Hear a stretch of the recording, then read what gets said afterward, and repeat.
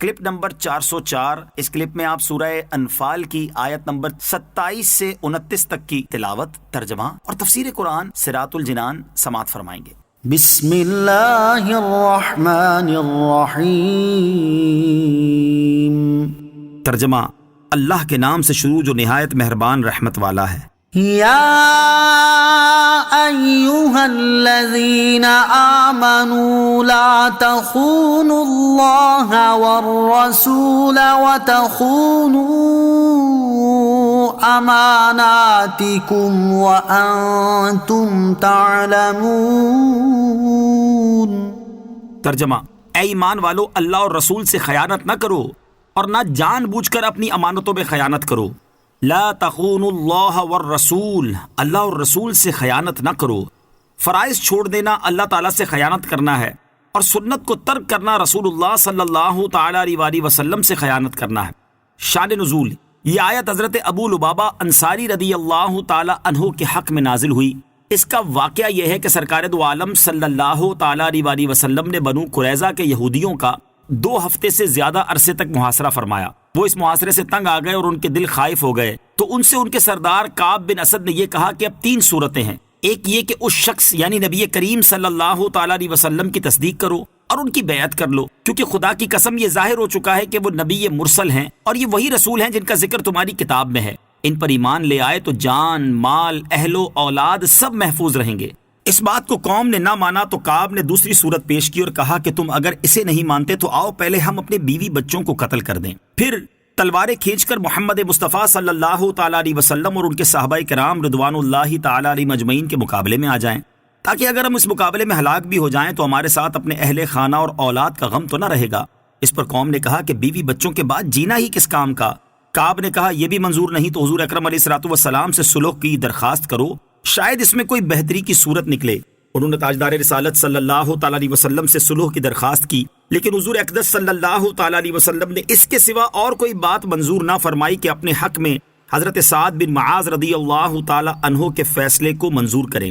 اس پر انہوں نے کہا کہ ہمارے پاس حضرت ابو لبابہ رضی اللہ تعالیٰ عنہ کو بھیج دیجئے، کیونکہ حضرت ابو لبابہ رضی اللہ تعالیٰ عنہ سے ان کے تعلقات تھے، اور حضرت ابو لبابہ کا مال اور ان کی اولاد اور ان کے عیال سب بنو قریظہ کے پاس تھے۔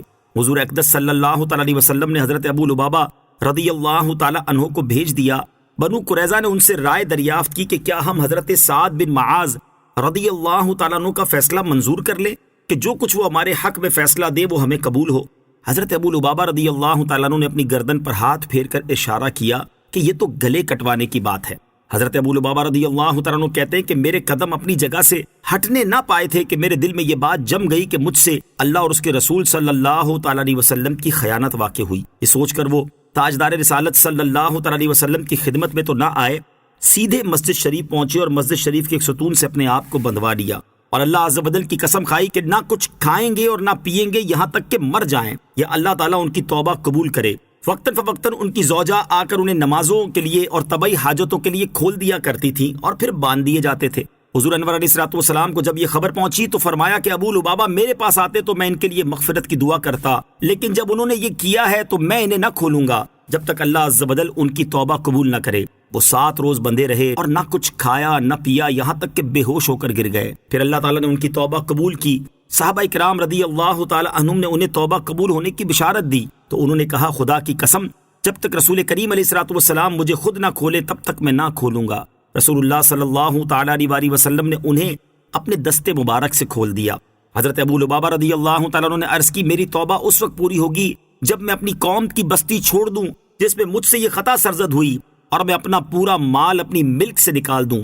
نبی پاک علیہ الصلوۃ والسلام نے فرمایا 1/3 مال کا صدقہ کرنا کافی ہے۔ ان کے حق میں یہ آیت نازل ہوئی۔ اس سے معلوم ہوا کہ اپنی قوم کے راز دوسری قوم تک پہنچانا سخت جرم ہے۔ وَاعْلَمُوا أَنَّمَا أَمْوَالُكُمْ وَأَوْلَادُكُمْ فِتْنَةٌ وَأَنَّ اللَّهَ عِندَهُ أَجْرٌ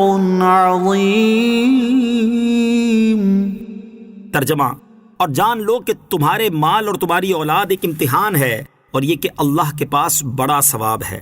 وَاعْلَمُوا، اور جان لو اس آیت کا خلاصہ یہ کہ اللہ تعالیٰ نے مسلمانوں سے فرمایا کہ اللہ تعالیٰ نے مال و دولت اور اولاد کی جو نعمتیں تمہیں عطا کی ہیں وہ تمہارے لیے ایک آزمائش ہیں، تاکہ اللہ تعالیٰ اس کے ذریعے یہ ظاہر فرما دے کہ تم مال اور اولاد میں اللہ تعالیٰ کے حقوق کس طرح ادا کرتے ہو، اور اللہ تعالیٰ کے احکامات پر عمل کرنے میں مال اور اولاد کی محبت تمہارے لیے رکاوٹ بنتی ہے یا نہیں۔ اور اس بات پہ یقین رکھو کہ اپنے مال اور اولاد میں جتنا تم اللہ تعالیٰ کے احکام کے مطابق عمل کرتے ہو اس کا ثواب اللہ عز و جل ہی کے پاس ہے، لہٰذا تم اللہ تعالیٰ کی اطاعت کرو تاکہ آخرت میں تمہیں بے شمار اجر دیا جائے۔ يا أيها الذين آمنوا إن تتقوا الله يجعل لكم فرقانا ويكفر عنكم سيئاتكم ويغفر لكم والله ذو الفضل العظيم۔ ترجمہ: اے ایمان والو، اگر تم اللہ سے ڈرو گے تو تمہیں حق و باطل میں فرق کر دینے والا نور عطا فرما دے گا اور تمہارے گناہ مٹا دے گا اور تمہاری مغفرت فرما دے گا، اور اللہ بڑے فضل والا ہے۔ ان تتقوا اللہ، اگر تم اللہ سے ڈرو گے، جو شخص رب تعالیٰ سے ڈرے اور اس کے حکم پر چلے تو اللہ تعالیٰ اسے 3 خصوصی انعام عطا فرمائے گا۔ پہلا انعام یہ کہ اسے فرقان عطا فرمائے گا، یعنی اللہ تعالیٰ اس کے دل کو ایسا نور اور توفیق عطا کرے گا جس سے وہ حق و باطل کے درمیان فرق